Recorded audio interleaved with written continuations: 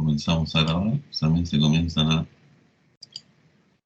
aparecer todas las transcripciones, lo que yo digo. Se traduce al inglés. Ya. Entonces, cada vez que nosotros escribamos un programa, vamos a incorporar esta estructura. Eso es fundamental para mantener el orden en todos nuestros programas. Me olvidé dejar ahí para el links al GitHub que nosotros vamos a incorporar. Esta es la estructura base que deberíamos tener siempre. Esta línea de acá es importante porque hace referencia a dónde está instalado el editor Python. Eso es propio de cada computador. Generalmente, si se siguen las normas normales, debería estar en una carpeta parecida a esta. Esta carpeta le va a aparecer siempre cuando ustedes tengan instalado algún derivado de Unix, Linux, Windows, Linux, Mac, cualquier de esas cosas. Ustedes ahí deberían incorporar cuál es la línea o el comando de ejecución de su Python. Aquí yo, si busco esa estructura en mi computador, lo más probable es que ahí encuentre el Python. Voy a buscar eso. Aquí en el Finder, ¿cierto? En donde tengo...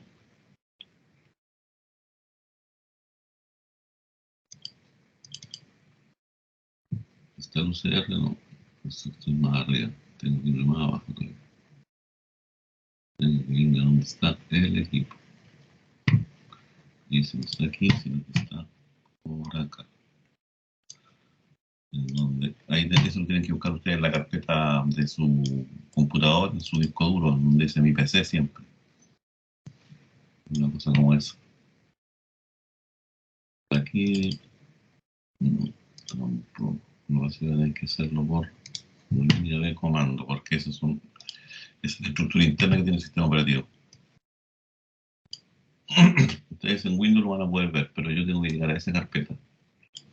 Esa carpeta yo la tengo que ir a buscar a la raíz de mi computador. Estas cosas las vamos a ir aprendiendo. Ahí estoy en la raíz de mi computador. Si yo hago un ls, que sería el equivalente al dir, encuentro la carpeta usr, que es la que está acá. Me muevo a esa carpeta. Veo si existe alguna carpeta que se llame bin. Ahí está la carpeta bin. Entonces le doy ahora cd bin.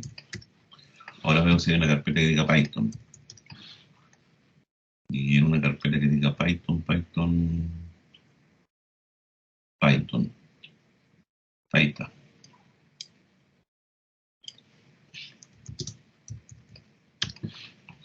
En realidad es un archivo, no es una carpeta. ¿Cómo sé yo que es un archivo? Porque aquí no aparece una D. Cuando aparece una D aquí en el primer comando, en la primera parte, esos son comandos básicos de Linux. También vamos a hacer una pequeña introducción a manejarnos en Linux. Le pedí al encargado del laboratorio que les cree una cuenta en un servidor que se llama Coloso, que es un servidor Linux, para que ustedes tengan acceso y puedan hacer las mismas cosas, pero ya realmente en una máquina que no es la que tienen ustedes en su casa, sino que es una máquina distinta. Por aquí debería estar Python. Tenemos Python 2.7. ¿Dónde está el Python que yo lo vi recién, cierto? Eso es para más o menos explicar a ustedes cómo funcionan los sistemas operativos reales. Aquí está Python. Esa L de acá indica que es un enlace virtual, o sea, es un enlace dinámico, no es un archivo, sino que es una referencia. Es como lo que ustedes ponen en Windows, ¿cómo se llama esos archivos que apuntan nomás? Que aparecen generalmente con una flechita. El nombre tiene eso en Windows. Accesos directos, así. Esos accesos directos en el fondo es el mismo concepto.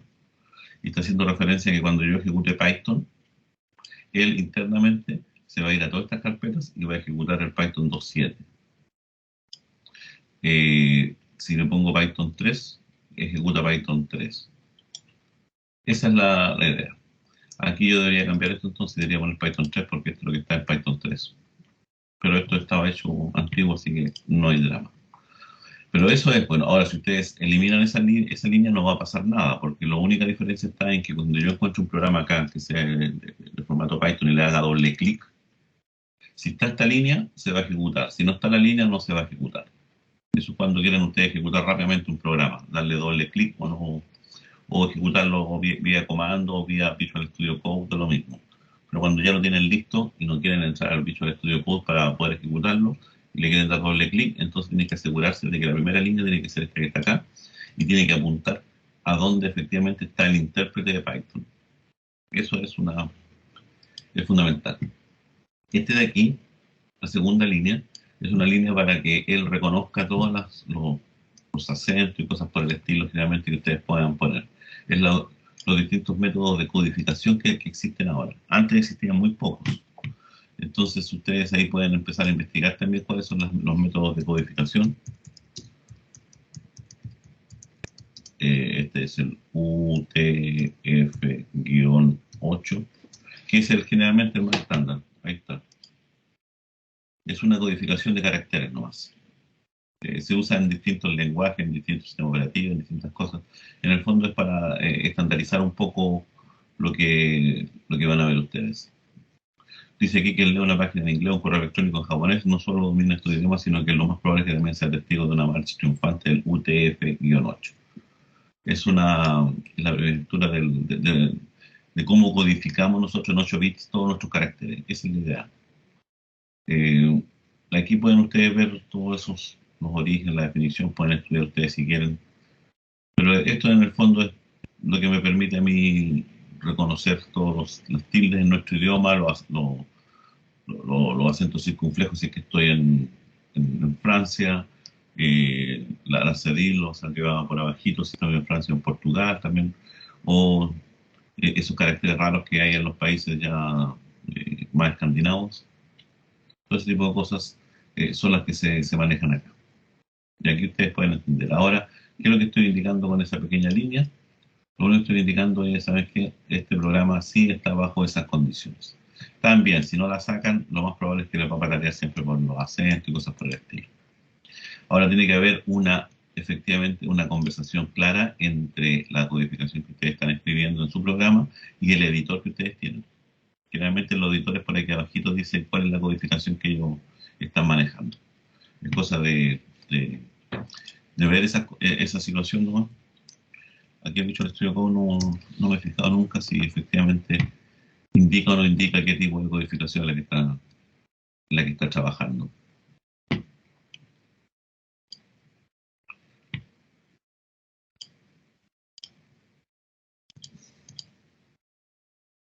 Ahí indica, ¿ves? Aquí abajo indica que él está en esa codificación, por lo tanto, si usted pone esto de acá, no va a haber problema. Las otras codificaciones son el Latin 1 y varias más, pero la que nosotros usamos siempre y la estándar es la UTF-8.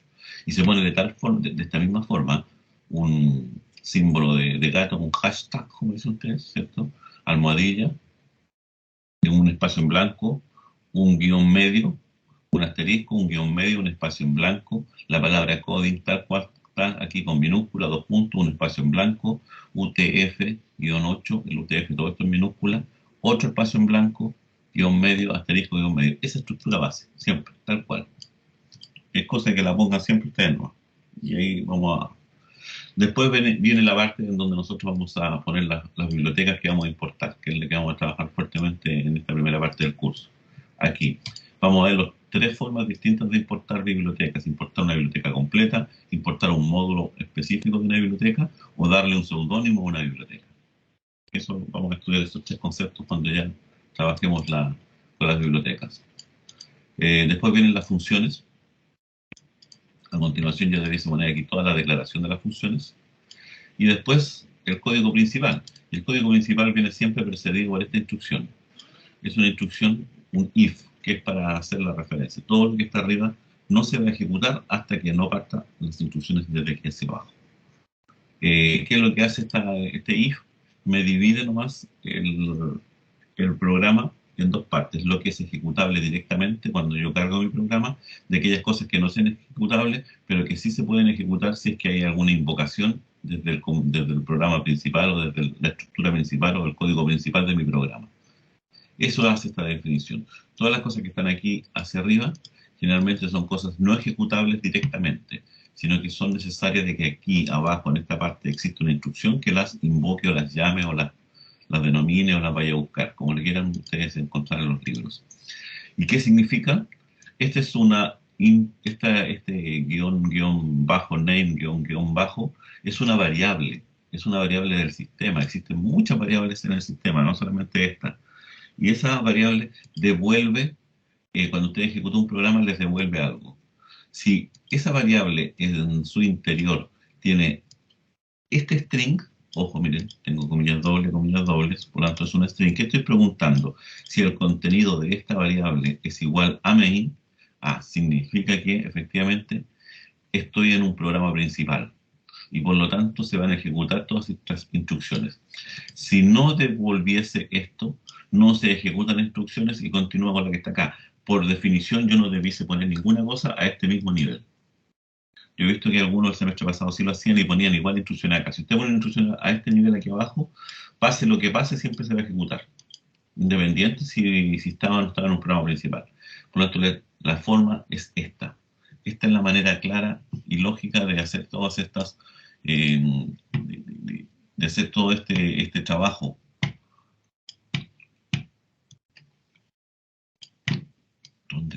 ¿Dónde se me quedó aquí? Ya. Esto es la forma básica de trabajo. Vuelvo a repetir, estas son instrucciones, o sea, son variables. Todas estas que comiencen son dos guiones bajos por si acaso, no uno solo, guión, escrito en minúscula, name, guión. Y aquí también son dos guiones. Esto ustedes lo pueden comprobar si ustedes lo estiman conveniente. Si ustedes quieren, vamos a crear aquí una carpeta. Vamos a irnos aquí. Estamos acá.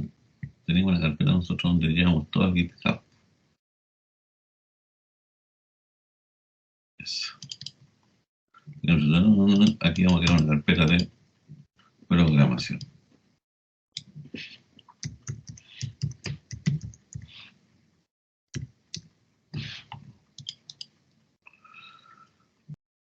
Renombrar, todavía estoy.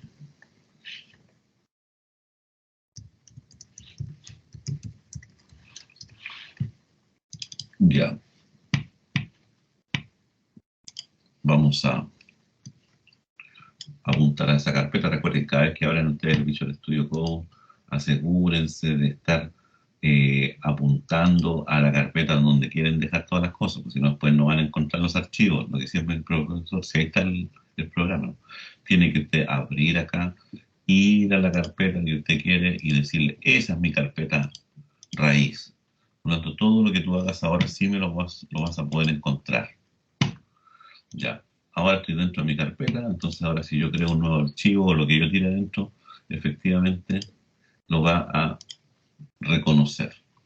Esto lo vamos a llamar pruebas. Pruebas.py. Recuerden que tiene que quedar como PI. Aquí si ustedes ponen, claramente todavía no vamos a seguir la misma estructura, sino que esto, yo quiero que guión bajo, main, guión bajo, name, guión bajo. Quiero ver qué pasa si yo imprimo esa, que es una variable. Vuelvo a repetir. Si esto yo le imprimo, él me devuelve main. ¿Se dan cuenta? Entonces, ¿qué es lo que estoy indicando con eso? Con eso estoy indicando que el programa que yo acabo de ejecutar es un programa principal, es el programa que da inicio a todo, porque yo podría tener más programas que los voy a ir cargando como módulos. ¿Se dan cuenta? Y en ese momento, si lo cargaba como módulo, entonces no se va a ejecutar. ¿Por qué? Porque no es un programa principal. Así de simple. Por eso siempre debiese yo poner esto que está acá, estas variables. Existen varias variables más, ¿eh? Que ustedes podrían, a ver si, no sé si me las muestra aquí Ahí están todas estas variables. Todas estas son variables propias del sistema. La variable más importante obviamente es la name. Por lo tanto, siempre que yo diga acá if guión bajo name guión bajo, voy a adelantar la letra por si acaso, si alguno lo está viendo desde otro dispositivo. Guión bajo name igual guión bajo main guión bajo dos puntos, y todo aquí lo que yo escriba va a tener que, vamos a escribir print, esto es un puro string, estoy en el programa principal, punto. Aunque no tenga nada más, si esto yo lo ejecuto me va a decir estoy en el programa principal. Mira. Estoy en el programa principal. Esa es la idea, porque entonces todas las cosas, ahora estoy en el programa principal, si usted escribe algo aquí,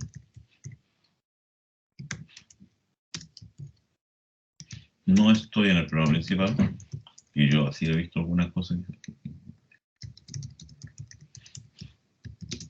que ustedes lo han hecho en alguno de los ejercicios que he visto.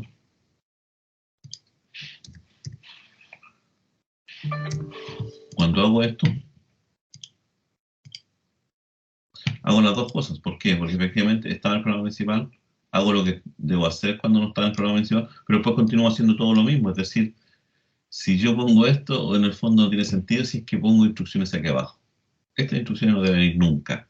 Mi programa no debería tener ese tipo de instrucciones, porque si no es un programa principal, igual va a ejecutar las instrucciones que tenga acá yo.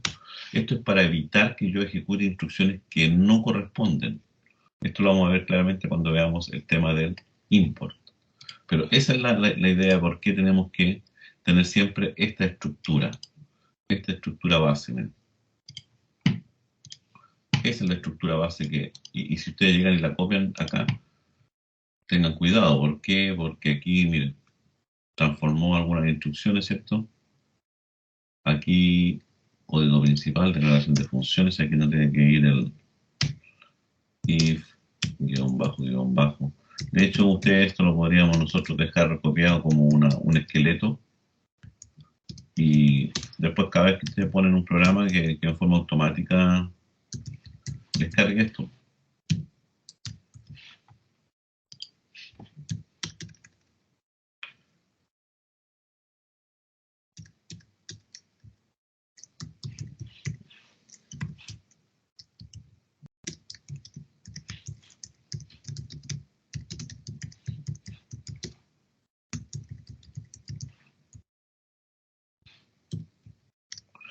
Ya, ahí se supone que esa sería más o menos la estructura. Acá,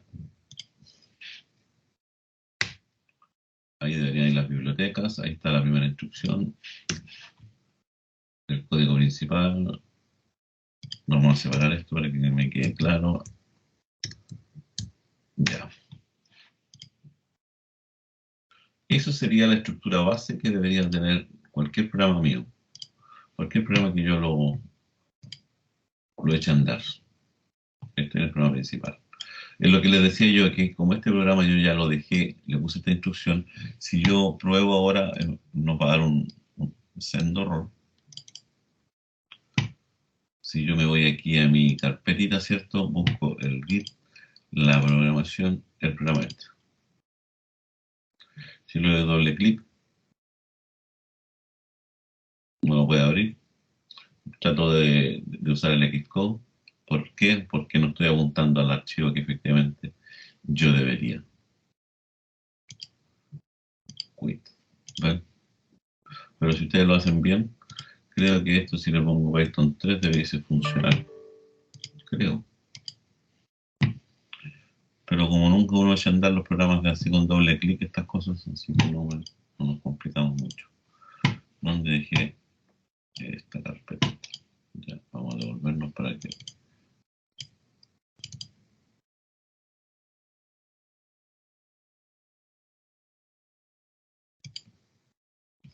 Tengo que instalar algunas cositas, estoy enfrentado. Y como arreglé limpié la máquina, instalé algunas cosas. Estoy instalando algunos componentes que son propios de mi máquina, por si acaso. Por eso esto no tiene nada que ver con Windows. Esta es la herramienta básica para desarrollar en Apple. Se denomina Xcode, que es un entorno de desarrollo completo mucho más poderoso que el Visual Studio Code, que es el que se usa para desarrollar aplicaciones de celulares, todo ese tipo de cosas. Por eso no, se pesa como 8 gigas esta aplicación. 8 En 8 gigas. Linux supongo que también sirve para hacer código, ¿cierto? ¿El Xcode? No, esta es una herramienta básica solamente hecha para Mac. Linux. En Linux no puedes usar cualquiera de las herramientas que hemos visto. Visual Studio Code, lo que sea. Lo que pasa es que este También tiene... porque usted Sí. dijo que se podría ocupar en grupo Linux. Bueno, no sé cómo Bueno, expresarme, pero varios usuarios pueden ocupar Linux al mismo tiempo. sí. Sí, en un sistema operativo multiusuario. Que eso es lo que voy a tratar de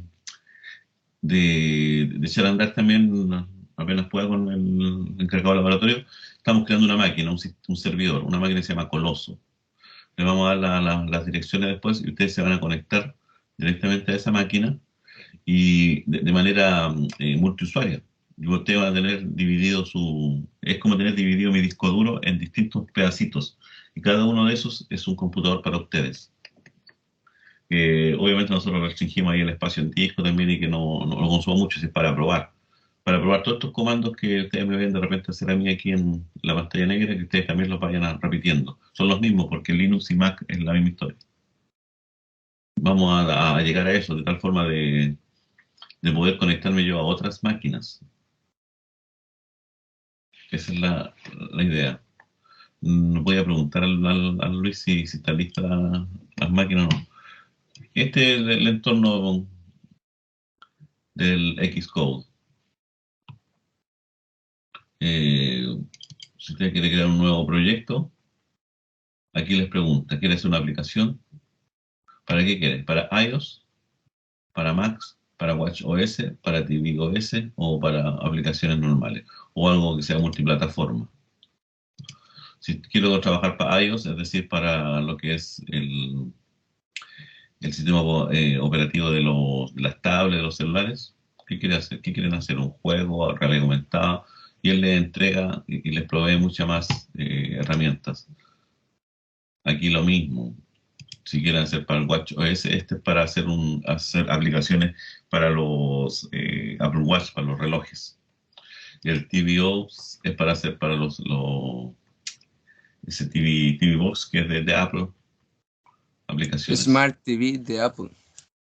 Exactamente esa cajita negra bonita, esa que tiene Apple. Ustedes pueden hacer aplicaciones para cualquiera de ellas, pero para esto necesitan tener un Mac, sí, eso sí, porque todo tiene que ser desarrollado acá. Y ustedes hacen la aplicación. Este es el editor que usa Mac para hacer todo su trabajo. Si ustedes quieren crear no sé, para Mac OS, una aplicación nomás, deben ponerle un montón de cosas. Él usa el sistema operativo Swift, el lenguaje Swift, que es una versión de Object-C, que a su vez es una versión de C. Y aquí le pregunta dónde quieren ustedes construir y todo tipo de cosas. Ya, pero eso es, si ustedes quieren, no es fácil de usar el Xcode, hay que darse su tiempo, si no, da siempre problemas.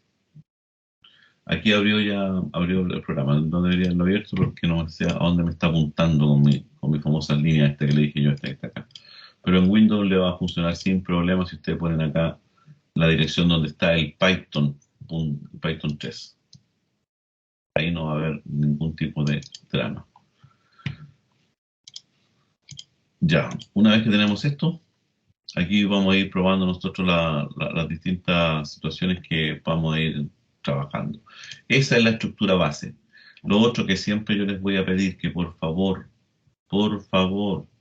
aquí en las dos primeras líneas, después de haber escrito después de haberlas escrito, por favor pongan en una línea, y eso lo vuelvo a repetir y lo hago y no lo siguen haciendo.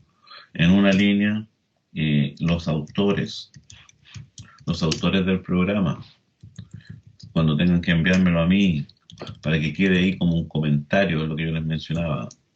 Comentario, autor 1, ahí van a entrar los datos de alguien, y autor 2, si son 2 personas o 3, y así sucesivamente, para que me quede claro quiénes son los integrantes del trabajo. Eso por favor siempre pónganlo, siempre. De esa forma, cuando ustedes me envíen el trabajo ya no se les va a olvidar, no, es que me olvidé de anotar a mi compañero, es que yo no sabía cómo se llamaba, todo ese tipo de cosas. De repente aparece un puro nombre, dice aquí, no sé, eh, Ugaraya, autor 1, autor 2, Carlos. Pero el apellido, no sé, es que yo me sé que siempre digo Carlos. Eso pasa raro, y pasa. Después vienen las bibliotecas, la declaración de funciones que vamos a ir incorporando, el código principal, ya este lo vamos a borrar porque el código principal es ese. Y aquí, por favor, nada acá, a este nivel, nada. Aquí no escribir código en este nivel. Que quede claro, no escribir el código a ese nivel, porque si no echan a perder toda la estructura que nosotros estamos tratando de armar. Ese es el programa principal. Y ahí funciona. Entonces, ustedes ponen aquí la estructura de su programa y acá las funciones o la importación de las bibliotecas. Esa es la estructura base. Eso es lo base que tenemos que nosotros recordar. Recordemos que además están las instrucciones de asignación. Al lado derecho siempre va un valor, una expresión algebraica, aritmética, lo que quieran, y al lado izquierdo va el nombre de una variable o un identificador, que en términos prácticos nosotros se denominan identificadores. Esa es la idea. Eh, Tanto en pseudocódigo como en Python su sintaxis es la misma, izquierda va en lo que sea. Ya, eso ya lo habíamos visto. Los strings, recuerden que se manipulan, se pueden poner con comillas dobles o con comillas simples, pero se debo mantener siempre, si inicié con comillas simples, termino con comillas simples. No puedo ir intercalando estas cosas. Esa es la idea. La instrucción de lectura, usábamos el input. En Python 3, el input lo que recoge directamente es un string. Aunque yo digite solamente números, lo que él me reconoce es un string, nada más que eso. No reconoce números. Si yo quiero que lo que yo digite acá me lo transforme a número, entonces tengo que poner un modificador o un customizador o un caracterizador, como le quieren llamar, para saber qué es lo que hago. Si interpongo la palabra int al input, entonces lo que esté digitado, él lo va a tratar de transformar a un número entero. Si ustedes ingresaron letras, les va a dar error. Eso ténganlo claro. Por eso es bueno que no perdamos de vista eso. ¿Qué es lo que yo quiero hacer? Generalmente yo lo que ingreso, moraleja para ustedes, es solamente un string. Y después con todos los comandos que yo tengo, con todos los métodos que vamos a revisar ahora, reviso si ese string efectivamente tiene puros números. Si tiene puros números, entonces lo transformo. No llego y hago la transformación directa. Porque puede ocurrir que me haya equivocado y ella haya digitado algún espacio en blanco, o algún punto, o alguna cosa rara, y si estaba capturando un entero, me va a dar un error. Y como yo tengo que estar precavido y estar preparado, entonces yo capturo lo que el usuario me digitó y después yo hago una especie de validación de que lo que el usuario me digitó está correcto. Eso es lo que debo hacer. Y ahí una vez que está correcto, que tiene la estructura, que tiene la forma, que tiene los valores, los caracteres que yo quiero, entonces si es necesario lo transformo en un entero o lo puedo transformar en un float, da lo mismo, pero ojo con eso. Eso es importante. Eso es lo más relevante de acá del input. Y la escritura es con lo más simple que hemos encontrado es con el print. Print Todo lo que esté entre comillas se va a escribir tal cual, coma, aquí la R, si yo quiero escribir varias cosas, todas deben ir separadas por coma. Esto es una lista, por si acaso, recordando el concepto de lista. Si yo pongo aquí algo sin comillas, entonces él asume que lo que estoy tratando de imprimir es una variable, el contenido de una variable que tiene este nombre. Si algo se llama R, eso es lo que estoy tratando de ir a buscar en la memoria. ¿Existe una variable que se llama R? Sí, entonces aquí muestra su contenido. Acá, vuelvo a repetir, muestra el string tal cual. Si esta R ustedes la meten acá adentro, entonces va a escribir R, no va a escribir el contenido. Eso es lo básico. Después tenemos las estructuras condicionales, que son los if, y el if doble, que es con el else. Recuerden que cada uno de los bloques de las cosas que yo ponía aquí adentro van indentadas con el tabulador. Tabulador, no espacio en blanco. Y si quiero dar fin a todas las instrucciones que están acá abajo, entonces la siguiente instrucción debe ir destabulada y debe ir al nivel del if. Acá debo escribir la instrucción. Lo mismo si son condicionales dobles. Todas las instrucciones que forman parte de este bloque, de este cuerpo, entonces se escriben indentadas, tabuladas. Cuando yo quiero ya finalizar, que las instrucciones que están acá ya no hay más, entonces destabulo y vuelvo a escribir las instrucciones al nivel del if. Como acá lo que venía es el si no, que es otro bloque, entonces escribo else a ese nivel, dos puntos. Cada vez que ustedes encuentren los dos puntos, significa que tienen que tabular hacia la derecha. Tabulo nuevamente. Ahora, si yo encontré el final, entonces de nuevo, nuevamente, destabular y continuar escribiendo aquí abajo. Esto se pone un poco medio enredado cuando tengo varias condicionales que pueden estar anidadas, como esta cosa que está así. Pero siempre hay que seguir esa estructura. Si yo esta aquí la cambio y continúo acá, entonces significa que finalicé completamente eso, esa instrucción, y esto le va a dar un error. Por eso hay que tener cuidado con cómo voy anidando. Esto es como poner los paréntesis en matemáticas. Deben ir más o menos ordenados. Y lo último que vamos a mencionar es el while, para pasar después a los for.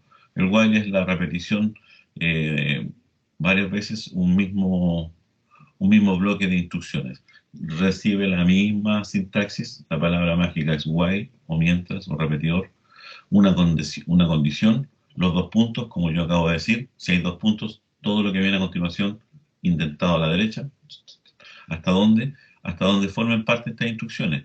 Si hay hasta ahí finalicé, entonces ahí finalizo. ¿Cómo me doy cuenta yo que acabo de finalizar?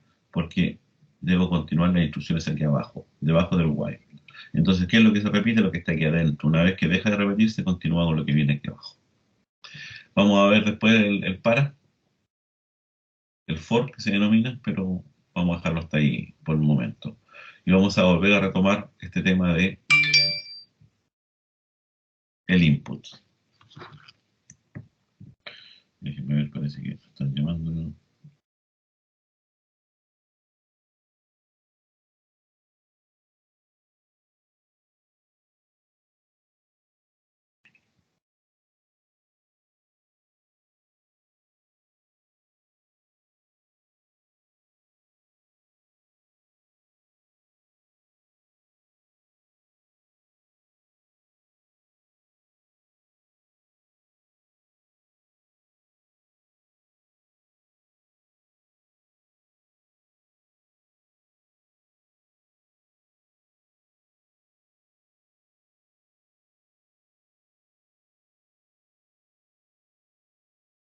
Un segundito.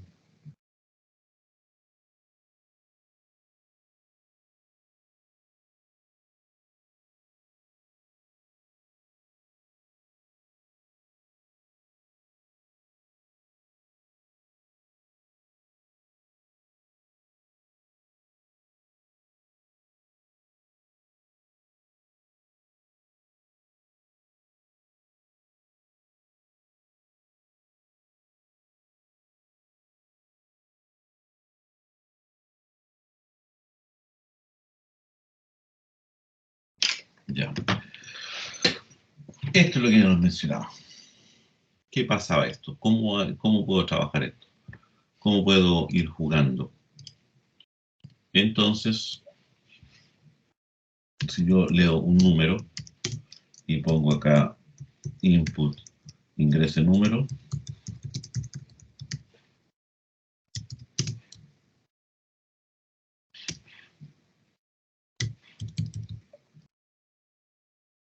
Si yo pongo solamente acá y asumo que la persona sí me va a ingresar un número, perfecto. Y voy a escribir ese número. Un programa simplecito. Si esto yo lo ejecuto, me dice ingrese número, pero si yo ingreso una letra,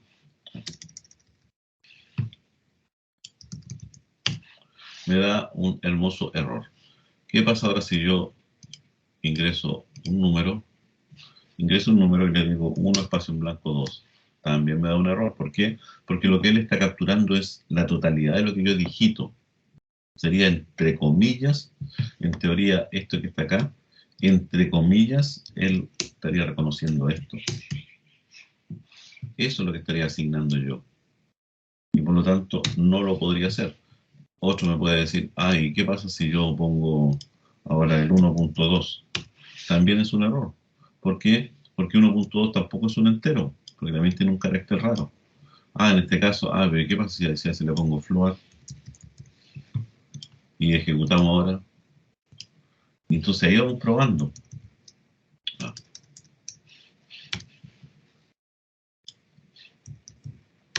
Claro, ahí pasó. Funcionó claro. ¿Por qué? Porque eso sí es un float. ¿Qué pasa si lo pongo con coma? Error, porque el 1,2 no existe. ¿Qué pasa si ahora digito una letra? Error. ¿Qué pasa si digito con un espacio en blanco? Error. ¿Qué pasa si digito solamente un entero? Ahí lo asume. ¿Por qué? Porque dice, es un entero, pero es un float sin decimal. Ya, pero ¿cómo yo puedo asegurarme que la persona cuando digita algo, cuando yo le pido ingrese un número, ingrese lo que corresponde? Es porque generalmente uno lo que tiene que hacer es decirle, oye, ingrésame el número pero como string nomás, nada más. Pero si yo hago esto y digito esto, eso no es un número, sí. Pero aquí, previo a la escritura, aquí yo debería hacer una validación de lo ingresado. Esa es la gracia. Así es como trabajamos. Aquí debo hacer una validación, es decir, número que yo sé que es un string y puede contener letra o puede ser cualquier cosa. Tengo que asegurarme que todo lo que viene efectivamente forma parte de un número. Y para eso tengo que hacer cierto trabajo, cierto análisis del string que yo acabo de leer. Y para eso están todos los materiales que yo les acabo de dejar a ustedes ahí en el... Todo lo del string. Por eso es importante manejar todo lo que es string. Porque después viene en las listas, el otro concepto fundamental. Pero partimos por los strings. ¿Qué son los strings en Python? Aquí hay un documento que es un capítulo de un libro en inglés, que es muy bueno, que es un string. Ahí hablan claramente la diferencia, todo lo que nosotros acabamos de mencionar. Todos estos son strings. Cómo se representan. Hay unos ejemplos. ¿Cuáles son los tipos de string?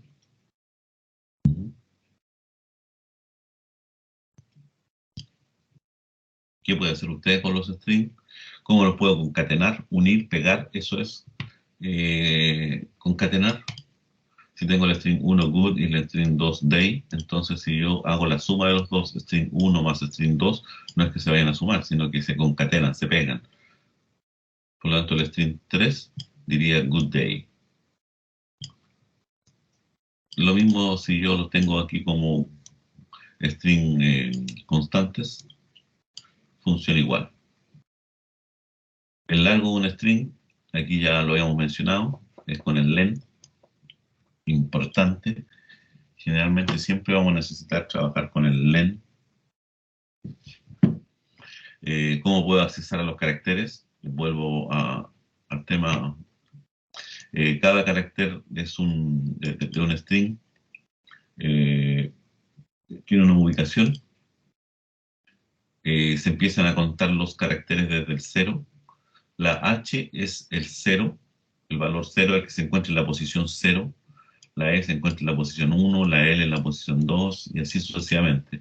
Por lo tanto, si estoy haciendo referencia al elemento que se encuentra en la posición 4, debo comenzar a contar desde 0. 0, 1, 2, 3, 4. Es decir, estoy haciendo referencia a la O. Esa es la idea. Ojo con eso, ¿no? Como dice acá. ¿Cómo puedo accesar a un subconjunto de caracteres? Aquí, si le pongo 4, entonces voy a asumir al que se encuentra en la posición 4, que como bien dice esto, es la O.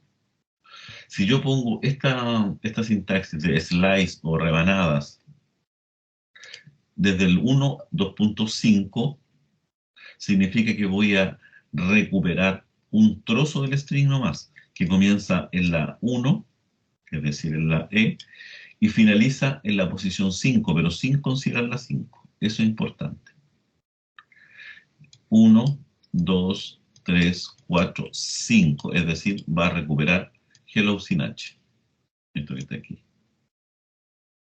Si ustedes le ponen 0, o sea, no ponen un valor acá, en el primer elemento, recuerden que es desde hasta. Ese es el concepto. Este es uno particular. Ahora, si desde no aparece nada, entonces estoy asumiendo que parto en el 0, por si acaso. Por lo tanto, del primer carácter hasta el que se encuentre en la posición anterior al 5. Sería hello. Esto que está acá ahora dice, desde el segundo, desde la posición 2, 0, 1, 2, es decir, aquí está la 0, 1, 2 de la L, hasta el final. Esas son la forma. Se usa mucho esto, por si acaso. ¿Cómo puedo repetir string? Fácilmente multiplicando. El string multiplicado por un carácter, en el fondo va a multiplicar 10 veces esto. Y el high, que está aquí en el ejemplo, multiplicado por 10, va a hacer que 10 veces escribe eso y se pegue solo. También lo puedo asignar a una variable, esto por si acaso, no solamente en pantalla, mostrar en pantalla, sino que quiero generar una variable que contenga 100 ceros al tiro. Entonces pongo carácter 0, 0 o 100A, por ejemplo. Quiero tener 100 letras A en una variable. Entonces hago la asignación variable igual carácter A multiplicado por 100. Bastante simple, o sea, es la idea. Vamos a, por ejemplo, si yo digo variable A multiplicado por 100, y después decimos print vari,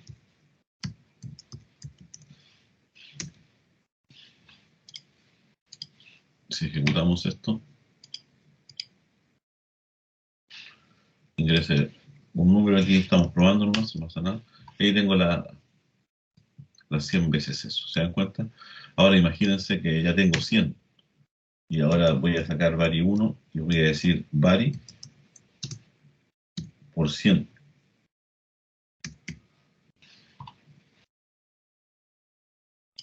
Y vamos a escribir vari 1.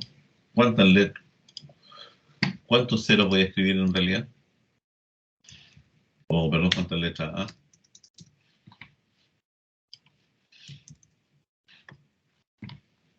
Miren toda la cantidad de letras A. 100 veces 100. Y así voy jugando. Esto es para ejemplo nomás, por si acaso. Cuando necesiten ustedes llenar una variable rápidamente, se puede hacer de esa forma acá. ¿Cómo puedo dividir string? Y aquí es donde entramos a trabajar con los métodos. Hasta ahora no hemos trabajado con ningún método, sino que con operaciones, ¿no? Con operadores básicos. Y aquí empezamos a trabajar. Splits, hacer un split es dividir, ¿eh? Eso es hacer un split, dividir en varias cosas. Aquí muestra que esta estructura que uno menciona acá, el nombre de un string, porque ese es el string, el bueno, el malo y el feo, ese es el string original. Voy ahora, dice acá, va a dividir usando un espacio. ¿Qué significa? Que él toma esto y va a dividir el string en varios substrings. Si yo considero que el separador de los strings va a ser el espacio en blanco, entonces donde hay un espacio en blanco, él va a decir hasta aquí llegó y esto es un string. Este es otro string, completo ese. Este es otro string, sin el espacio en blanco, perdón, ahí. Eso es lo que hace. Yo puedo poner cualquier letra, cualquier carácter como separador por si acaso. Aquí lo lógico sería que el separador fuera las comas. De esa forma voy a tener el string de good, de bad and the ugly. The good, the bad and the ugly. Esa es la idea. Eso es lo que andamos buscando. Ojo a que el separador es ese y si aquí hay un espacio en blanco lo toma. Por eso aquí quedo con ese espacio en blanco para que quede claro. Eso es lo que hay que jugar. Ese es el concepto de split. Separarlo en pedacitos. Nosotros tomamos siempre los strings y los tratamos de separar de acuerdo a lo que yo tenga. Si es que yo creo que es la forma en que debería venir el dato. No estoy indicando que siempre haya que hacerlo, sino que cuando el problema así lo amerite. También tenemos para contar. Se usa el método count. Yo tomo un string y le agrego el método count y cuento lo que yo quiera. Aquí estoy contando cuántos espacios en blanco hay. Eso, puedo contar letras, espacio en blanco, palabras, lo que usted quiera. Puedo reemplazar string, tomar un carácter y reemplazarlo por otro en un string. Eso es interesante. Puedo encontrar substring. Puedo pedir que me devuelva un valor. Ojo con esto, ¿eh? Después vamos a revisar esto. Le estoy comentando aquí rápidamente nomás en este documento todas estas características que tienen los strings. Puedo convertir un string en otro string. Puedo comparar string. Y puedo hacer otras operaciones más, como poner en mayúscula, en minúscula, en preguntar si son puros caracteres alfabéticos.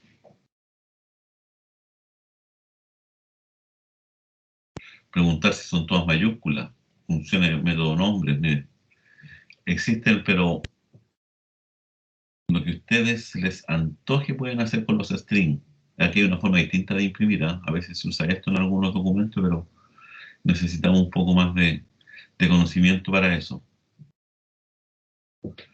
Ya. Aquí hay varias cosas más que ustedes pueden jugar.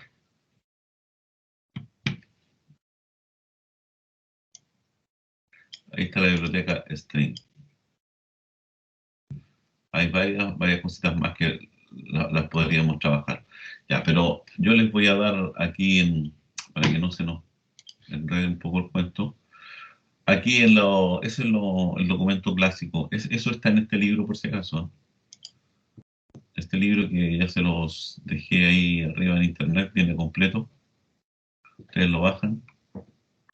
Es una guía básica para programación en Python. Es un libro buenísimo. Está en inglés. De la editorial Springer. Y es bastante nuevo el libro. Es del año 2020, el año pasado.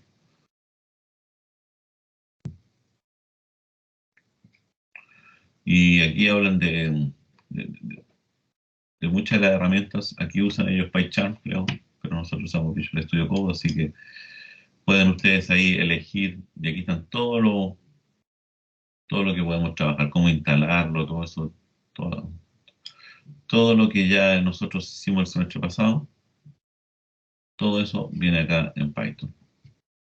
Así que ustedes le echan una miradita a ese libro y estamos al otro lado. Y para aquellos que quieren aprender algo y preguntan por libro de programación, también aquí hay un libro también de la misma editorial, de la Springer, que son cosas básicas de programación ya. La fecha de este también es bastante nueva, tengo entendido. Este es del año, no es tanto, 2014. Esa es la versión original. Pero aquí enseñan más conceptos básicos de programación en términos generales. Y después se van a Python. Así que ahí tienen ustedes dos libros interesantísimos que los pueden hacer. Ahora yo les voy a mencionar esto. Estos son los métodos que ustedes tienen que conocer. Los métodos son aquellas cosas que yo le puedo aplicar a un objeto de tipo string. Esos son los métodos básicos. Estos métodos no hay que importar nada, sino que ya vienen predefinidos dentro de Python y los puedo trabajar. Métodos de string. Soportan tanto las cadenas de carácter de 8 bits como los objetos únicos de ellas. El capitalize, como lo mencionamos anteriormente, devuelve una copia de la cadena con el primer carácter en mayúscula. El count devuelve cuántas veces aparece sub en la cadena. Ustedes ahí pueden contar si quieren saber. Por ejemplo, está claro que si aquí a alguno de ustedes se le ocurre hacer en esto y yo quiero transformarlo a float, ¿cierto? Quiero transformar el número a float. Estoy pensando hipotéticamente nomás. No, no es que lo vamos a hacer siempre así, depende cómo a mí se me ocurra. Hipotéticamente, si yo quiero transformar un string en float, en número real, está claro que un float puede tener solamente un punto, un separador de puntos. Entonces, si ustedes dicen acá, vamos a ponerle validar, a esa es la variable, o no, contar. Voy a decirle, quiero contar números, punto, count. Quiero contar cuántos puntos vienen en el string. Y voy a preguntar if contar mayor que 2, puede venir 0, si sería un número entero, y que si es un número, dijimos que puede ser float, y 1. Ahora, si tiene es más de un valor punto, ¿qué significa eso? Que entonces, si contar es mayor que 2, lo único que puedo decir yo es que print valor ingresado no es un real. Punto. Y no hago la transformación, ni siquiera voy a hacer, es para probar, para que ustedes se vayan dando cuenta cómo se va validando. No es llegar y una cosa rápida, ¿no? Por ejemplo, si yo 1.2, no hace nada, ¿por qué? Porque supuso que era validar, ya. Pero ¿qué pasa si yo ejecuto un 1.2.2.3? 1.2 a contar mayor o igual. En realidad, bastaba poner mayor que 1. A mí no me gusta poner mayor, el igual. Ahora sí. Si es mayor que 1, 1.2.3. Aquí abajo siempre me quedo con 1.2.3. Valor ingresado no es un real. ¿Captan?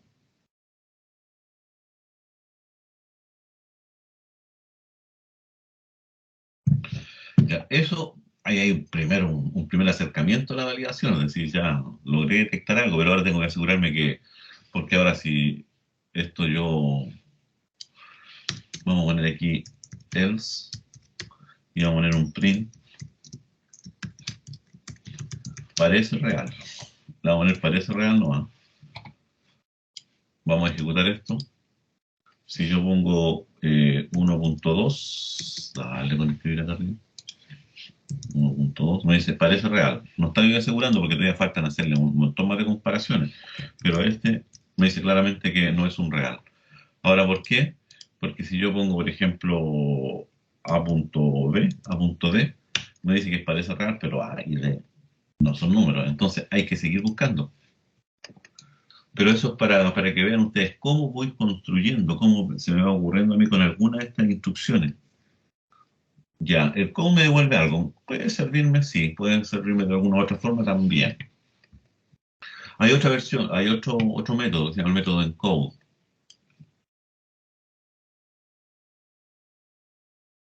A nosotros nos pasa también, sí, sí, Ricardo, siempre nos pasa. Encode devuelve una versión codificada de la cadena, la codificación predeterminada, ya esto no, para lo que tengo ahora, no me está sirviendo. End with devuelve verdadero si la cadena finaliza con el sufijo suffix, es decir, si lo que yo ando aquí, estoy preguntando, finaliza con tal cosa, si es así, estamos correctos, si no, no me sirve para esto. Ojo, estamos tratando de validar un número, ese es el concepto. Ahora, si estuviera buscando una palabra, a lo mejor sería bueno este de acá, por eso hay que leer todos, hay que ver cuándo me pueden a mí ayudar. Devuelve una copia de la cadena con todos los tabuladores expandidos, no me sirve. Fine, devuelve el menor índice de la cadena para el que sub se encuentre. ¿No? Para este caso, no me... Index, parecido al anterior. Miren el siguiente, is al num, devuelve verdadero si todos los caracteres de la cadena son alfanuméricos y hay al menos un carácter. En caso contrario, devuelve falso. Cuando dice alfanumérico significa que son letras y números nomás. Dice ahora, devuelve un verdadero si todos los caracteres de la cadena son alfabéticos y hay al menos un carácter. Yo podría preguntar si son todos alfabéticos. Is digit, miren, devuelve verdadero si todos los caracteres de la cadena son dígitos y hay al menos un carácter. Este me podría servir si estoy asegurando si solamente son números enteros. Podría ser una ayuda. Y super, join, lower, el strip, replace, refine, rindex, reduce, split. Ahí está el split que ya acabamos de ver.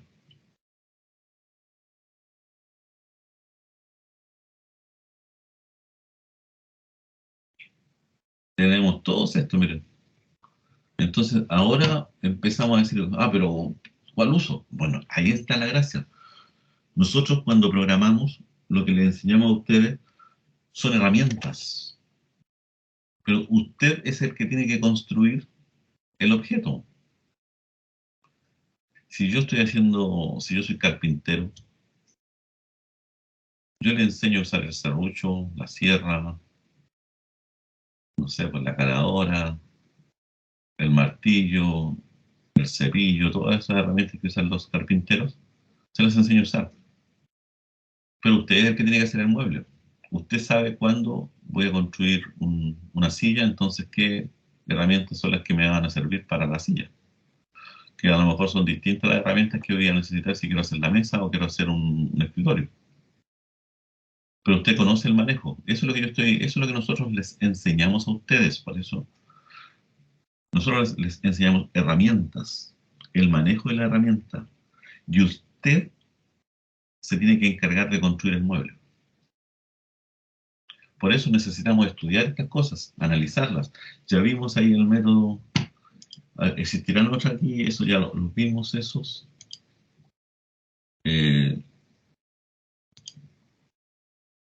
Esto dos veces lo tengo. Parece, ¿no? Mal no recuerdo si me equivoqué en subirlo. Sí, tengo dos veces. Me tomé eso. Aquí están los mismos, pero aquí a lo mejor hay alguna explicación distinta que me pueda ayudar. Por eso voy acá a trabajar. Es alfa. Aquí, dígitos 1, 2, 3, 4 y digit. En vez de devuelve true si todos los caracteres de la cadena son dígitos. Y devuelve un false o un true. Si solo hay caracteres de espacio en blanco. Entonces, voy a tener que yo pensar cómo hacerlo. Sí. Esa es la idea. Si no existe no existe el, el método universal. Usted tiene que ingeniárselas. Miren, ¿qué pasa ahora si contar es mayor que 1? Valor ingresado no es número real, estamos al otro lado. ¿Por qué? Porque descubrimos que tenía más de un punto. Estamos de acuerdo. De hecho, me ocurrió a mí hacerlo recién así. ¿Ya? ¿Qué pasa ahora si no era real? Puede ser que sea 0. Entonces yo puedo preguntar, miren, if si contar es igual a 0, significa que no viene que no viene un punto, pero podrían ser todos dígitos. Entonces yo podría decir ahora if número punto isDigit, si es igual a true, entonces ¿qué es lo que voy a hacer? Lo voy a transformar. Lo voy a poner como un número real. ¿Por qué? Porque yo supe que no traía puntos, pero venían puros dígitos. Entonces, yo efectivamente ahora puedo transformarlo en un número real.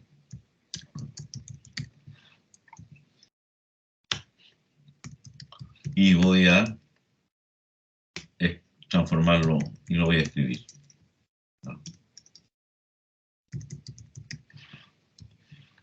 ¿Se dan cuenta? Voy armando, y fíjense, solamente para saber si el número es real o no. Ni siquiera estoy resolviendo el problema. Por ejemplo, ya, supongamos que pongo 1.2.3.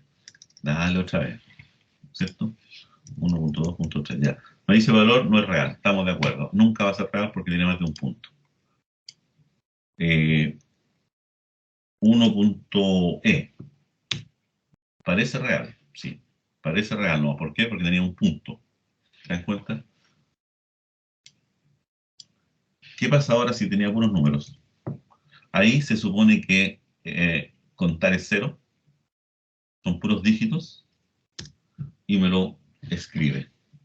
1, 2, 3. Vamos a escribir un mensajito aquí para que me quede claro.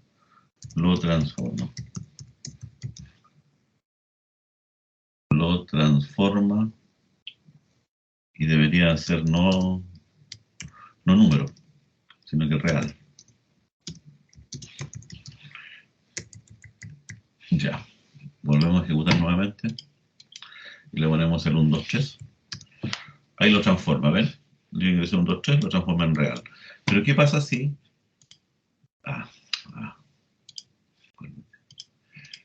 ¿Qué pasa si lo ejecuto y pongo ASD? ASD. Parece real nomás, pero no me lo transformó. Y esta cuestión ya me lo puso.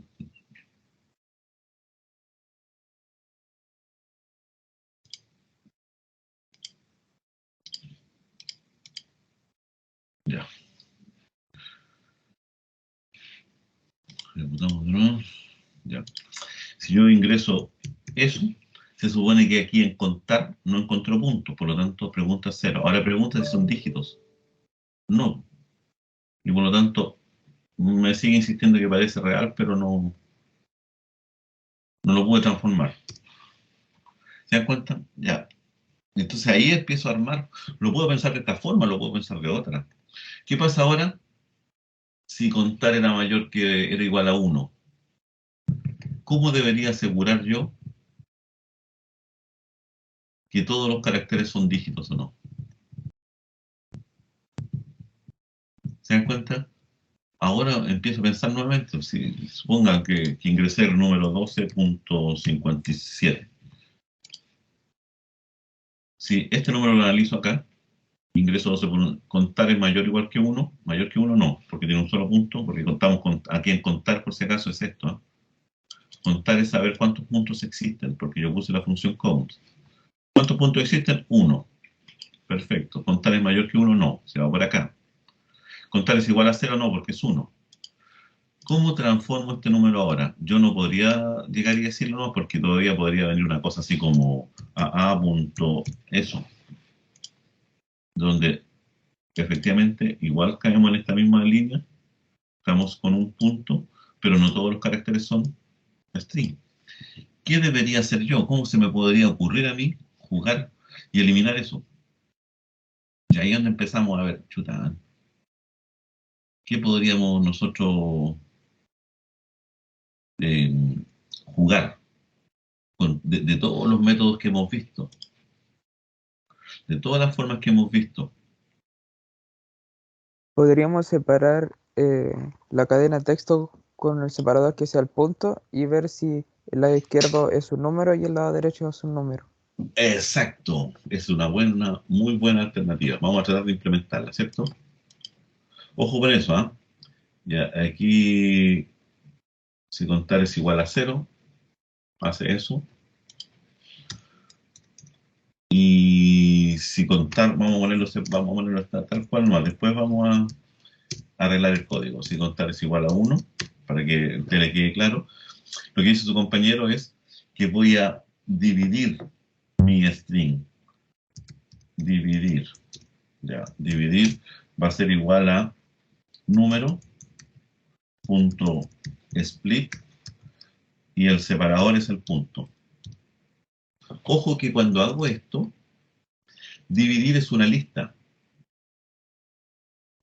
Dividir va a ser una lista y lo podemos escribir acá. No es un string, lo que devuelve es una lista. Miren, probemos.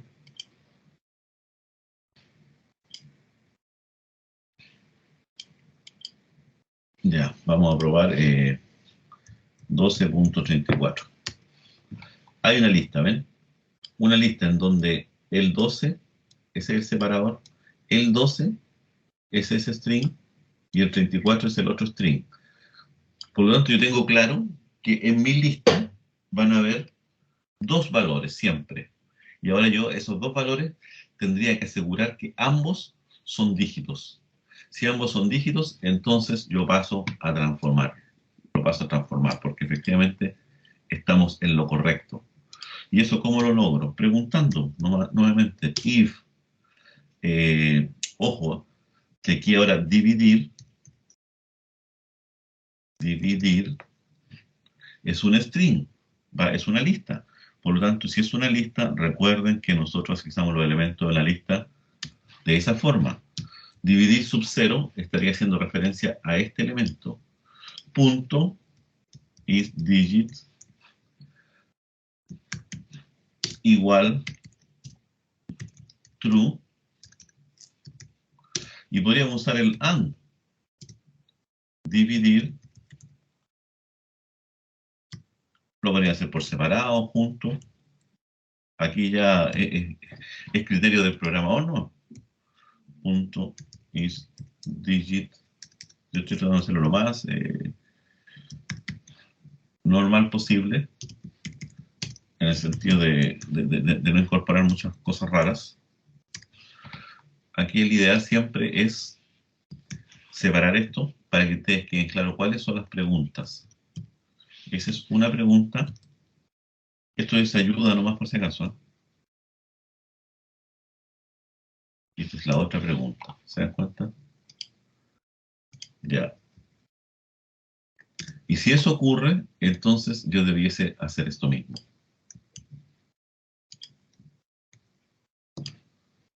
Y lo escribo. ¿Se dan cuenta?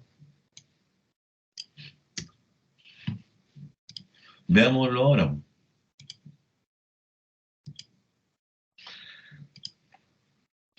Ejecutemos. Oh. Le queda un espacio en blanco ahí.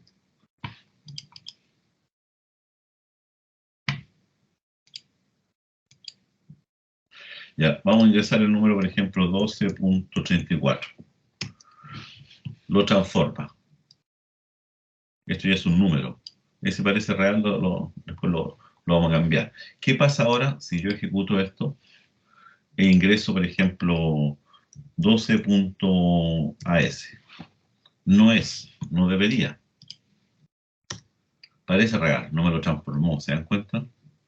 Entonces, ahí es donde yo empiezo a trabajar, a pensar, chuta ya, mi programita efectivamente parece que tengo que arreglarlo, monorando un poco más y parece que me está dando respuesta. Parece que me está dando respuesta. Esa es la idea. ¿Se dan cuenta? Para eso usamos todos los comandos de string, para una cosa tan simple como esta. ¿Cómo validar que efectivamente alguien ingresó un número y no una letra? Ahora, todas estas cosas, todas estas validaciones generalmente son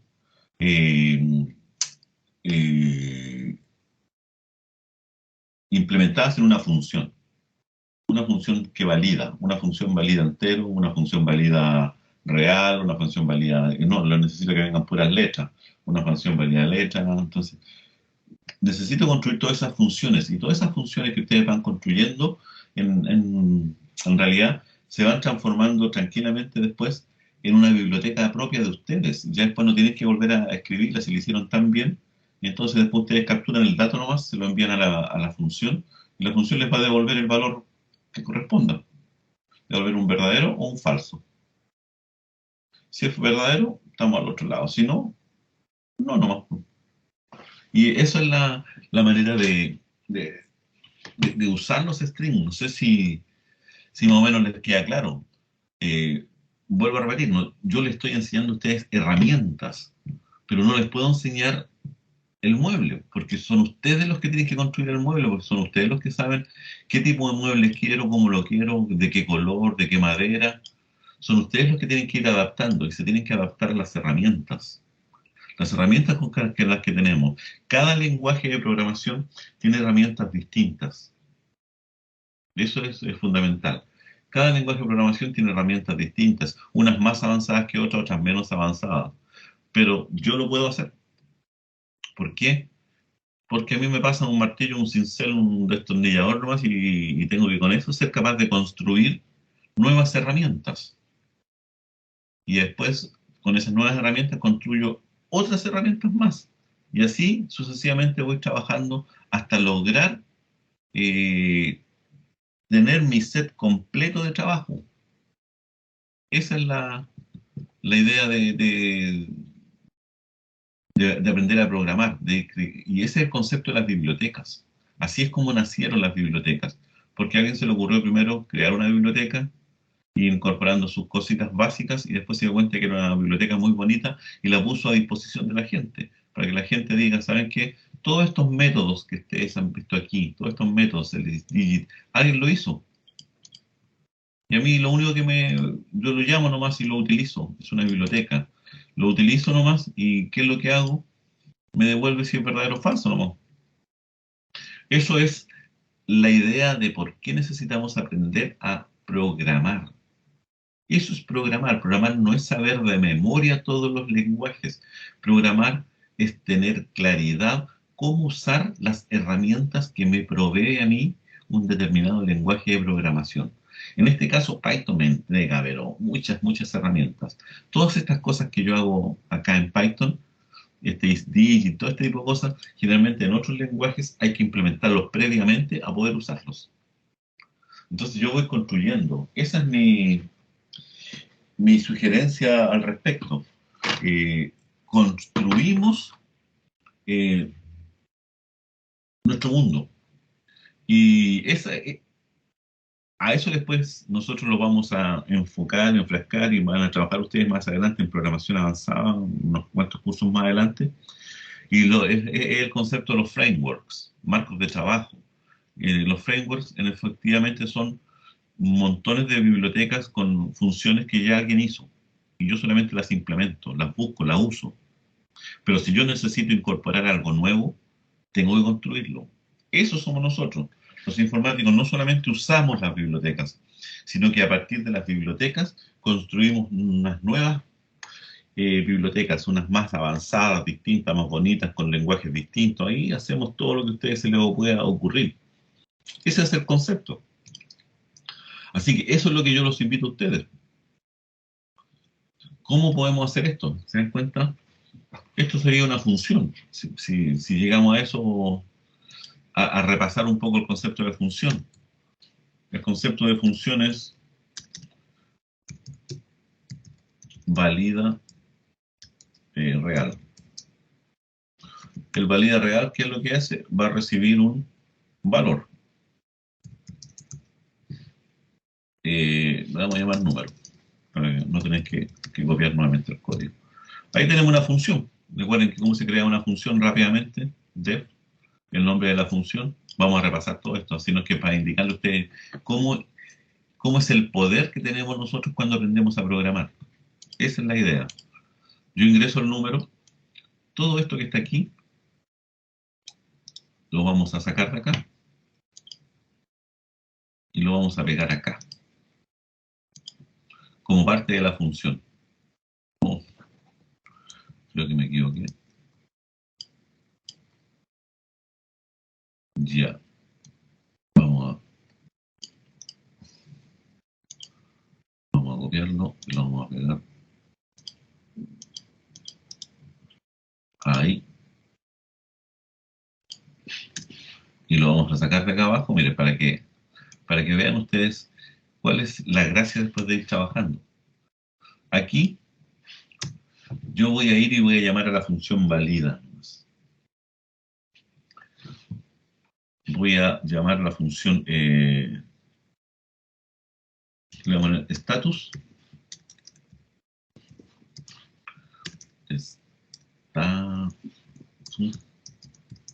Número, y va a ir a la función valida real con el número. Esta función valida real es esta que está acá. Lo que hace va a decirme si el número era real o no. Si el número es real, va a devolver un verdadero o un falso. Y si devuelve un verdadero, entonces devuelve el número ya transformado. Ojo con eso. Eso es lo que voy a tratar de agregar acá. Si contar el valor no es real, ya. Acá, inmediatamente, vamos a devolver un return false. False, y vamos a devolver el mismo número. Para que no haya problema, porque vamos a devolver dos cosas siempre. Si contar mayor, return false. Si contar era igual a 0, número de digit, ¿cierto? Si eso es verdadero, entonces lo transformamos nomás. Voy a hacer todos los cambios aquí para que ustedes vean cómo podemos. Voy a transformar. Ya lo voy a dejar en real aquí para que ustedes no. Y voy a devolver return y voy a poner aquí true y voy a devolver el número real. En caso contrario, recuerden que esto, ¿qué es lo que me decía? Si todos eran dígitos, si hay alguno que no sea dígito, entonces yo voy a devolver return false y voy a devolver el mismo número. Total, no le hice cambio. Ahora, ¿qué pasa si el número era 1? Lo divido, lo veo, acá lo transformo y aquí lo devuelvo. Return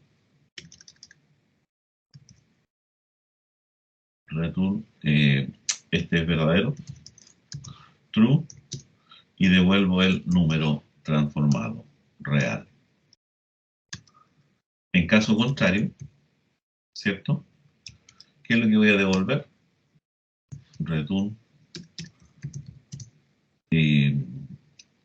false y el número. Creo que no tiene mucho sentido. Y este parece real, ya no existe. Entonces, ¿cómo lo uso ahora yo? Pues yo tengo una función que yo le mando un número y él me va a devolver siempre un verdadero o un falso, y si me devuelve el verdadero, me devuelve el número real.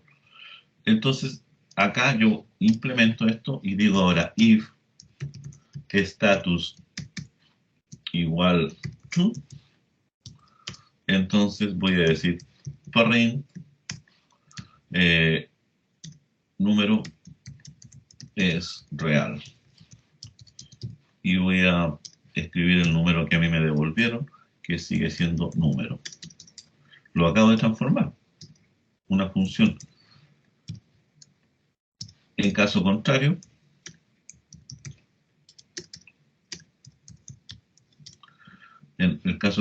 voy a decir yo print no corresponde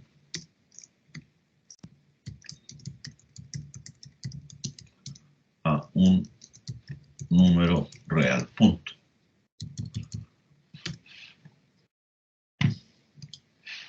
Entonces mi programa es este. Esto de aquí ya yo lo escondo. Eso ya está escondido, ¿se dan cuenta? Entonces mi programa ya no. Tengo la función que a mí me enseña a validar. Punto. Ya la uso, yo sé que está correcta, que yo pego la he probado en todos los programas. Entonces ya no tengo ni siquiera que usarla, escribirla, la uso, perdón. Vamos a probar si me equivoqué en alguna parte aquí en algún código. Ingreso un número. Vamos a poner, por ejemplo, ya no corresponde a un número real. Perfecto. Ingresemos uno que sí corresponda. 1, 2, 3, 4 ya. Número real, ese que está correcto. Perfecto. Una cosa que tenga 1, 2, punto, 3, 4, punto, 5, 6. Punto. No corresponde a un número real. ¿Qué otra cosa más quieren probar ustedes? Por ejemplo, A.13, eso que está ahí, no corresponde a un número real.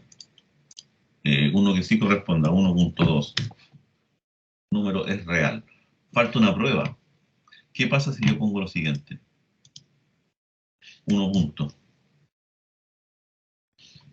No, 1 punto. No corresponde a un número real. En ese caso lo que tendría que decir, lo mismo que si yo dijese, por ejemplo, ahora rank.5, no corresponde a un número real. ¿Se dan cuenta? ¿Qué es lo que debería preguntar acá ahora? Arreglar esto. Arreglar que cuando estoy acá, estemos ahí en lo correcto. ¿Qué pasa si al dividir el primer carácter tiene un largo cero? También habría que incorporar y agregar eso, ¿se dan cuenta? Por lo tanto, me aseguro de que mi función sí tenga todos esos componentes, entre comillas. Entonces aquí a lo mejor habría que retomar esto y preguntar por separado. Si isDigit es igual true, verdadero. Y si no es true, entonces preguntar si isDigit es largo es cero. Si es largo es cero, igual debiese ser verdadero. Y lo mismo para el segundo. Y después hacer la pregunta entre los dos. ¿Se dan cuenta? Así es como voy armando mi programa. Fíjense que lo interesante que tiene esto es que yo puedo armar mi batería completa. A veces tengo que armar todas mis funciones previas a resolver mi problema. Previo a resolver cualquier problema que yo tenga, tengo que trabajar primero en preparar mis herramientas. ¿Por qué? Porque con las herramientas básicas que tengo, necesito construir otras para recién después poder armar el mueble. Esto es lo mismo que un carpintero, sí, esa es la idea. Un carpintero realmente tiene hartas herramientas, pero a veces necesita una herramienta particular para resolver o construir un mueble específico. Entonces, él primero no parte construyendo el mueble, primero construye las herramientas. Se da cuenta qué herramientas son las que voy a necesitar para poder resolver mi problema. Y eso es lo que ustedes tienen que hacer cada vez que programen. Preocuparse de qué herramientas son las que tengo que resolver, son las que debo tener previo a esto. Y en ese caso uno podría irse por aquí por la parte más lenta todavía. O sea, ya tenemos claro que esto está casi funcionando, pero nos acabamos de dar cuenta de ese problema. Entonces yo a lo mejor aquí lo que debería preguntar es if dividir 0 es dividir 0 punto isDigit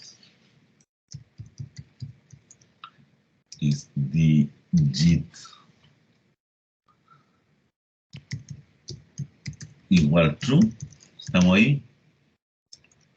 Si es igual a true, vamos a poner OK1 igual true, por decir algo nomás. Ya, en caso contrario, no era verdadero, pero aquí tengo que asegurarme que no sea el largo cero. If len de dividir 0, si el largo de dividir el primer carácter es igual a 0, estamos ok, entonces OK1 vamos a decir que es true. Y en caso contrario, ahí sí que le vamos a poner OK1 igual false. Y esto lo hago, y esto lo tengo que repetir para el otro caso, porque eso es para el primero. Ahora, para el segundo, pregunto 1, pregunto por el 1, y aquí este sería OK2, porque son dos situaciones distintas. OK2. Ya. Y ahora, en lugar de preguntar por esto,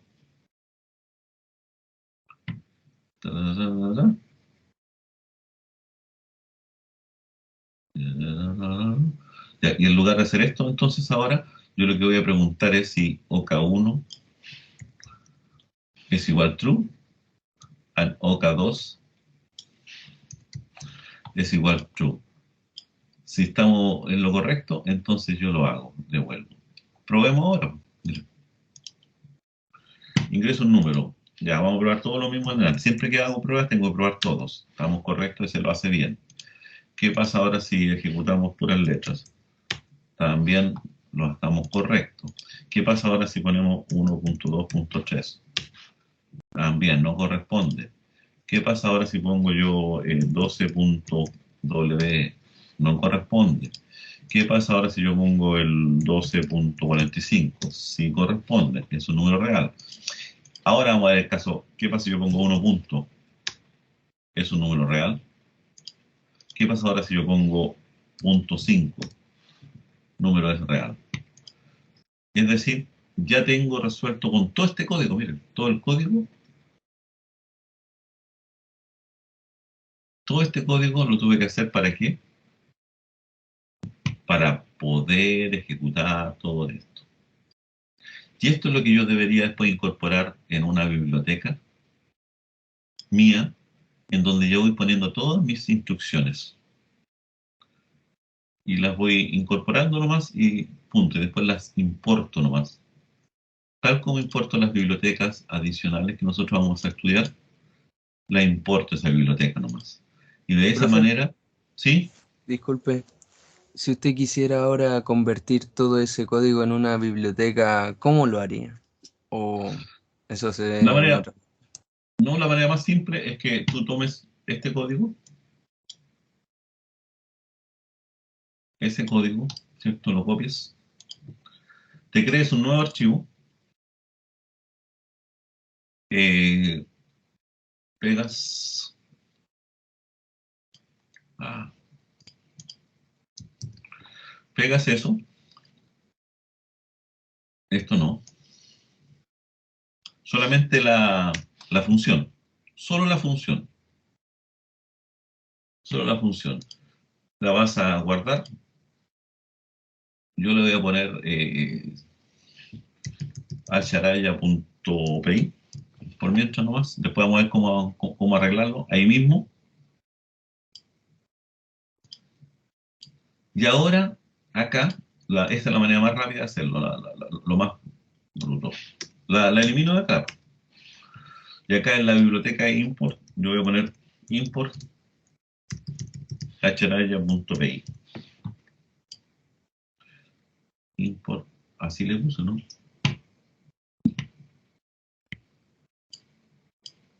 Vamos viendo por qué me está dando un error, por qué me está marcando un error.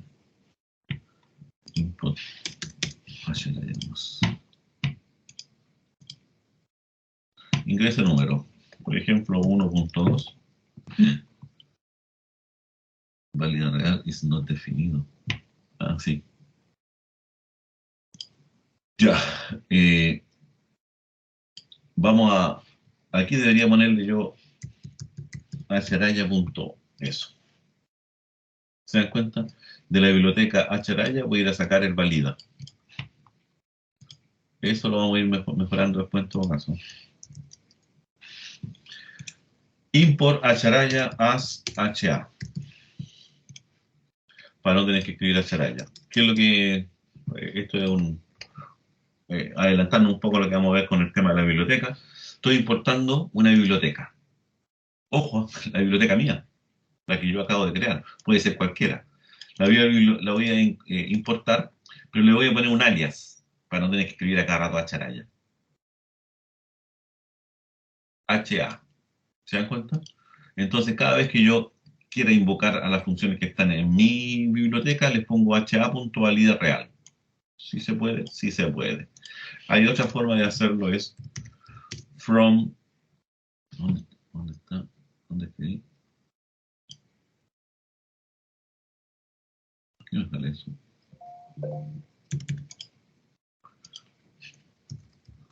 From H Araya import asterisco. Cuando pongo eso y dejo esta otra, son las formas distintas de importar biblioteca, que ustedes la tienen que haber visto por ahí. En ese caso ya no necesito poner eso. Voy a importar de H-Araya todas, y entonces ahora ya están listas, sin necesidad. Ahora, ¿cuál es el problema que tiene eso? ¿Cuál es el problema que tiene importar esta cosa? Que si había otra valida real, va a haber choque. Entonces, por eso generalmente acostumbra uno a escribirla de esta forma, no así. Están las tres maneras de importar. ¿Eh? Import H-Araya. Ahí están las tres maneras en que ustedes pueden importar una biblioteca. Importarla de manera completa. Si usted le importa de manera completa, así, import H-Araya, tal cual, o el nombre que usted le quiera dar, entonces cuando quiera invocar las funciones que están dentro, va a tener que escribir aquí H-Araya, o el nombre que usted le haya dado, punto. Ahí sí. Ahora, si no, el nombre que le puso la biblioteca era muy largo, entonces hágalo de la forma dándole un alias. Y el alias es este, import H-Araya as HA nomás. Entonces ahora ya no va a escribir H-Araya, sino que escribe HA nomás. Punto. Ahora, si no quiere escribir ninguna cosa como esa, lo que puede hacer es eliminar eso y importarla como from, desde la biblioteca H-Araya, importe todo. En ese momento es como que mi programa queda tal cual casi como habíamos hecho el primer programa mío, en donde teníamos la biblioteca incorporada en su interior. Son las tres formas, no sé si más o menos te queda menos claro. Sí, profe, muy interesante igual todo. Así que ahí ustedes pueden crear sus propias bibliotecas. De hecho, yo ya tengo aquí mi biblioteca, ustedes le pueden poner el nombre que ustedes quieran, yo le pongo H-Araya para que sepan que es la mía nomás. Ya tengo una función que se llama valida real. Obviamente ahí debería tener una función después que se llame valida entero, valida letra, validar lo que ustedes quieran. Las van metiendo ahí, siempre. Y después su primer programa, aparte de todas estas cosas que están acá, incorporan la biblioteca. Y el ideal es que la incorporen siempre con un alias. Es la recomendación, de esa forma. De esa manera, los nombres que ustedes tengan en sus funciones no van a chocar con otros nombres parecidos que pueden tener otras bibliotecas, porque a veces uno le pone nombre y son los mismos que tenían la función en otra biblioteca. Entonces, de esa manera lo dejo clarito, o sea, quiero ejecutar el valida real, pero que está en la biblioteca HA, que es un seudónimo de H-Araya, es un alias. Y ahí ustedes pueden seguir aquí incorporando más bibliotecas, las que ustedes quieran. Por ejemplo, una biblioteca, una función dev presentación. Es por jugar nomás, son estas bibliotecas. Presentación, printf, usuario creador. Ustedes ponen ahí su nombre. Y nada más, no sé, print, ahí ustedes inventen lo que ustedes quieran. Ya, nada más. Y otra función, salida o fin.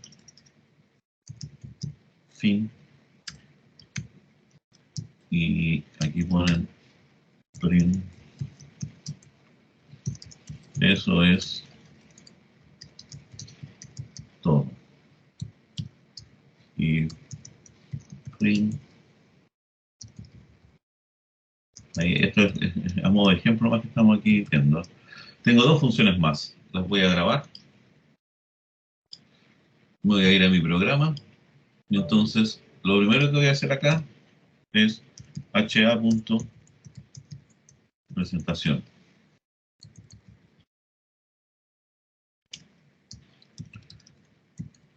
Presentación. ¿Me das cuenta?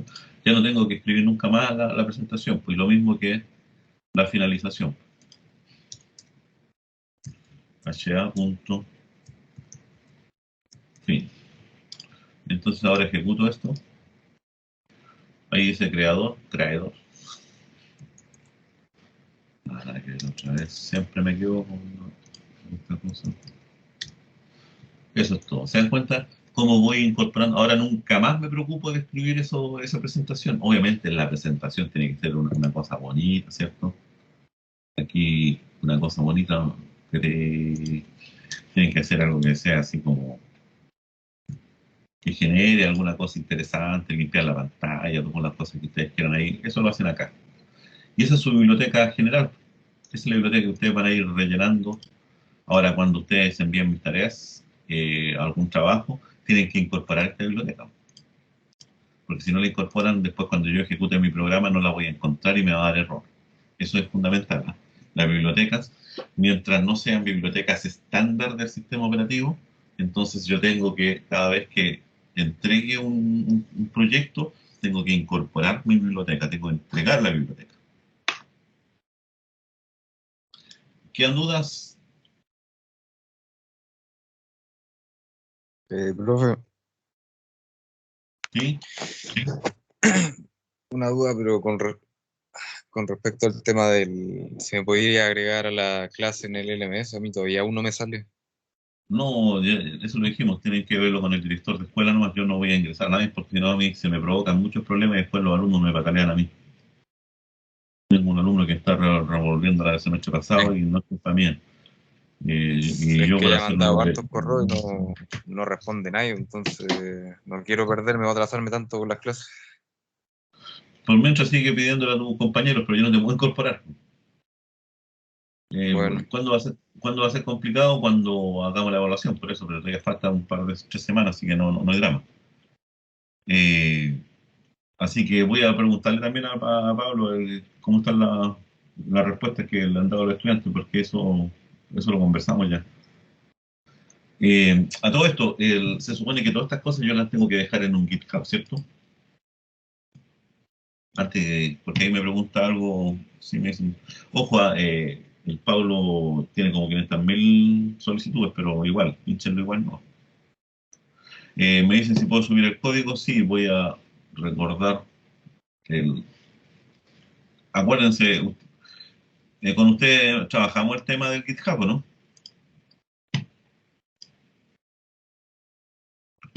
Hemos trabajado el GitHub con ustedes, sí, si mal no recuerdo. Creo que Lo nos vimos por me encima nomás, explicó que profe. era el GitHub, pero no. Ya, el GitHub es un repositorio. Están aquí, no, edición.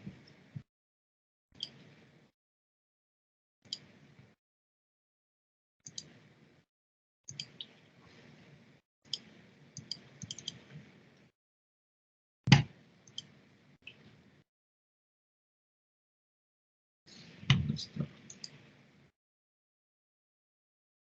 ¿Dónde está? Porque aquí me parece que estamos dentro del repositorio. ¿No?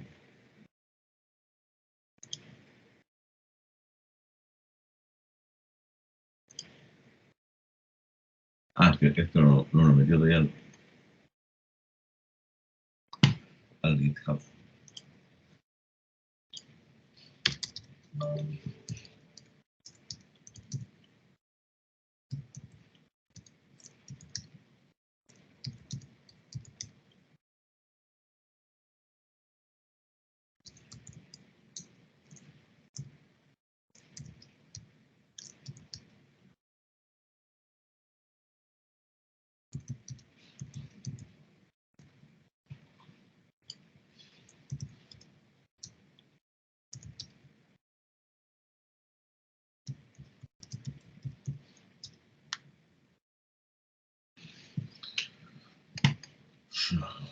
Ya, el GitHub es un repositorio.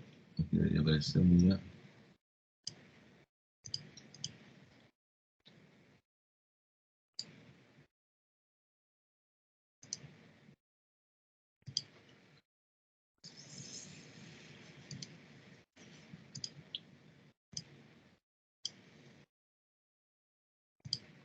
Ya, el repositorio es el GitHub, el Git, en el fondo es un control de versiones, donde yo voy dejando todas mis versiones sabidas por haber.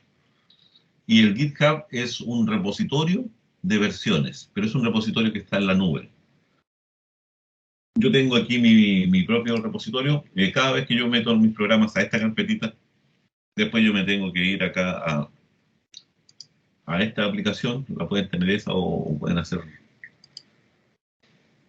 publicar el repositorio. Ya. Y eso lo pueden ver ustedes en el GitHub, en internet, directamente al tiro. Ponen GitHub, ¿cierto? ¿Dónde tengo mi repositorio aquí? GitHub.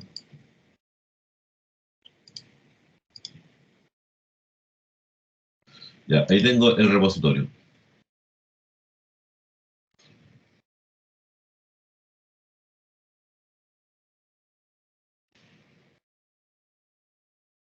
Quiero ver si está todo ok.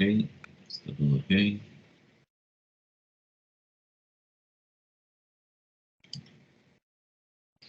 Sí, está todo ok. Déjenme ver. Yo pensé que ya lo teníamos con ustedes, pero hoy día estamos a 16 de agosto.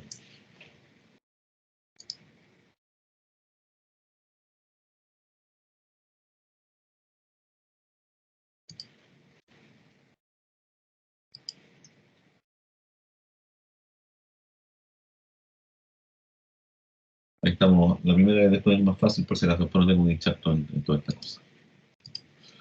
Ya. Ya. Ahí tengo todos mis programas, miren. En este GitHub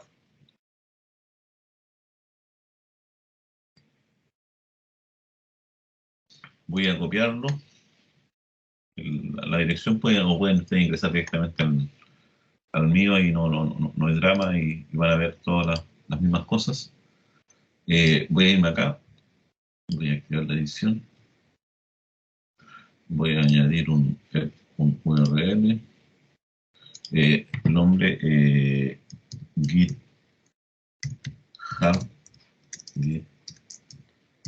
del curso. Pegar. Guardar. Se lo voy a dejar al tiro ahí para que después puedan tomar los códigos ustedes.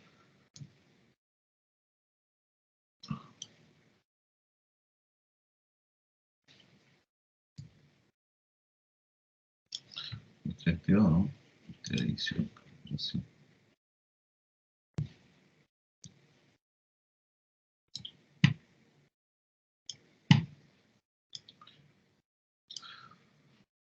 Ya, desactivo, ya. Aquí ustedes van a encontrar siempre, en el GitHub del curso, se van a ir y les van a aparecer todos los programas que yo vaya subiendo directamente. De hecho, y se va haciendo rápidamente. Ustedes eso lo pueden bajar el repositorio completo aquí como un zip y, les va a bajar, le van a quitar todos los programas que hayan y los van a tener ustedes listos. O pueden darle clic a uno y pueden poner row aquí si quieren y ahí les van a aparecer y con eso ustedes qué es lo que hacen, lo copian, ¿cierto? Y lo ejecutan ahí en sus computadores.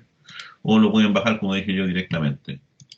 Y aquí va quedando un registro de todos los cambios que se van haciendo, por si acaso, al archivo. Yo eso es lo que hago. Si agrego un nuevo programa acá o algún cambio, se va a ver reflejado inmediatamente cuando yo haga el commit, es decir, envíe la actualización. Pueden ustedes usar eso, vamos a ir, lo vamos a revisar. Yo pensé que lo habíamos hecho ya antes, ¿ah? Pero por si acaso ahí pueden subir el código. Si ahí está listo el código, mi estimado, basta con que ustedes le den clic nomás ahí en el LMS, al GitHub del curso y estamos al otro lado. Eso es más o menos. Y esa es más o menos la idea que yo quería conversar con ustedes hoy día. Cómo trabajar ya, cómo meter las funciones, perdón, los strings. Les dejé harto material ahí. incorporen ustedes aquí a esa biblioteca. Ustedes le ponen su propio nombre a la biblioteca si quieren, o seguimos manteniendo la biblioteca Saraya y usamos esa biblioteca como una biblioteca común para todas las cosas que nosotros vamos a necesitar. Traten de incorporar, por ejemplo, la validación del número, si es un número entero o es un número sin decimales ya. Es tomar este mismo programa, ¿cierto? Valida entero, tomar la misma historia y es más simple. Aquí no debería tener puntos, y si no tiene puntos, debería preguntar al tiro si es digit o no es digit todos los caracteres. Es más simple. Es más simple. Por lo tanto, metan ustedes esa función, agreguen otras funciones más acá. Vamos a ver dentro de poco la biblioteca que la mencionamos la semana pasada, la biblioteca, el semestre pasado, la semana pasada. La biblioteca OS, OS Python.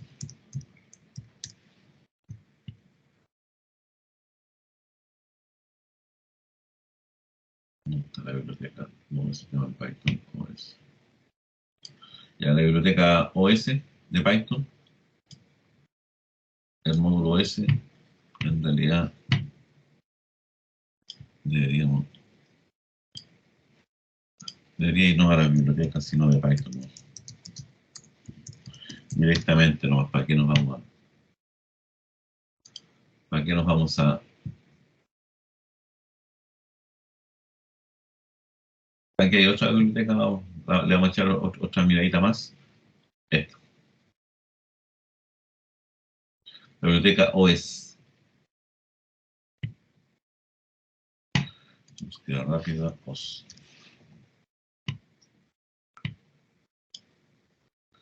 Ya, esa es la biblioteca OS de Python, que me permite a mí determinar, por ejemplo, en qué sistema operativo estoy. Puedo ejecutar comandos directamente. Puedo ejecutar comandos directamente del sistema operativo. Tiene todos estos módulos. Entonces, vuelvo a repetir, cuando uno habla de bibliotecas, estamos hablando de un montón de bibliotecas, ¿cierto?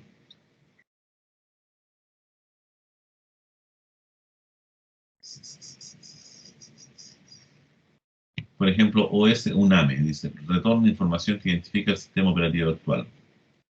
Sysname, non-name, relays. Y ahí tenemos que empezar a buscar cuál es la manera más adecuada para poder borrar pantalla en los distintos sistemas operativos que estamos. Hay muchas formas de hacerlo, ¿eh? No quiero que ustedes se queden solamente con la idea de lo que uno hace. OS UNAME. Con la idea de que el profe lo hace así, por lo tanto hay que hacerlo siempre así. No, cada uno de ustedes tiene que ir viendo cómo trabajar esto. Por ejemplo, vamos a importar la biblioteca OS, que es la primera. Después de la presentación, la importamos. Yo voy a escribir aquí print, a ver qué es lo que me muestra. os.uname. Y veamos qué nos muestra. Ahí nos muestra. Me dice que el sistema operativo es Darwin, nodo, release, versión del kernel, versión.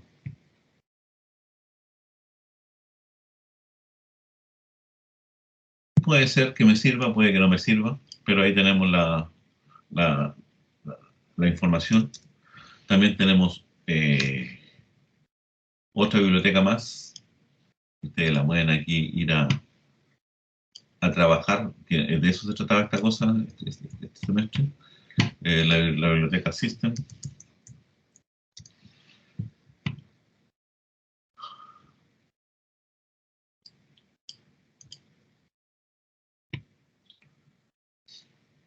Aquí van a ver ustedes con la biblioteca System qué tipo de sistema operativo podemos tener. Y ejecutar instrucciones, ¿no? Sí, esa es la idea. Así que para la próxima clase ya más o menos encontramos el uso del string, que hay que empezar a jugar. Ustedes ahí traten de repasar para qué les puede servir un string, qué problemas pueden ustedes encontrar. Son herramientas, eso que quede claro. Y finalmente, aplicarle algo. Ya vimos el concepto ahora de biblioteca, nuestras propias, de cómo crear nuestros propios métodos que formen parte de una biblioteca. Y ya en la siguiente clase vamos a estudiar ya las bibliotecas ya que están hechas. La biblioteca OS, la Matplotlib, para graficarle vamos a hacer varias, en la próxima clase, varias.